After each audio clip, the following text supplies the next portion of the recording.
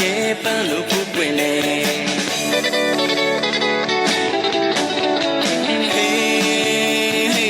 စီတီရမိုးရဲ့တဲ့ကိုရဲ့အတင်းလုံးတွေမှာညလုံးမဲ့ရင်ခုန်တဲ့ပုတ်ပြင်းမလေးရဲ့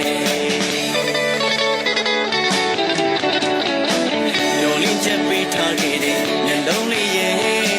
ချစ်ဘလူးနဲ့ဖန်ဆားတဲ့ညလုံးလေးရဲ့ချစ်ရင်ချစ်တယ်ပြောပါတော့လားမင်းနဲ့တွေ့တဲ့ညဟာအိမ်မက်ထက်ရှိုးတာတဲ့မိတ်မချောလေးရဲ့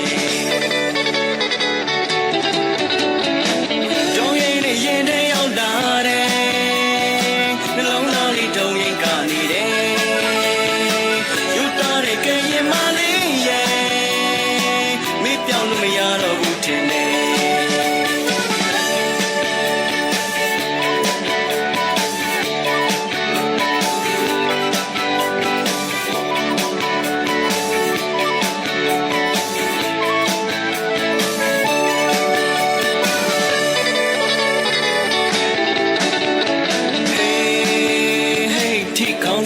ที่เขาลาให้ดงยังแย่ป่วยมาคนละလုံးနာကျင်နာရဲ့ပန်းလို့ဖူးပွင့်နေ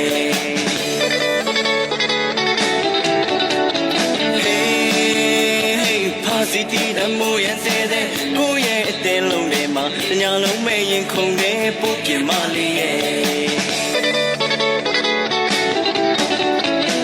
တော်လင်းချက်ပေးထားခဲ့တဲ့ညလုံးလေးရဲ့ချစ်ဘလူးနဲ့ဖန်ဆားတဲ့ညလုံးလေးရဲ့တဲ့ပြောပါတော့လားမင်းနဲ့တွေ့တဲ့ညဟာအိမ်မက်ထက်ရှိုးတာတဲ့မိတ်မချောလေးရဲ့ဒုံရင်နဲ့ရင်ထဲရောက်လာတယ်နှလုံးသားလေးတုံရင်ကနေတယ်ယူတာတဲ့ကရင်မလေးရဲ့မိတ်ပြောင်းလို့မရတော့ဘူးတင်လေที่เขาลาให้ดงยังแย่ป่วยมาคนละလုံးနာကျင်နာရဲ့ပန်းလို့ဖူးပွင့်နေ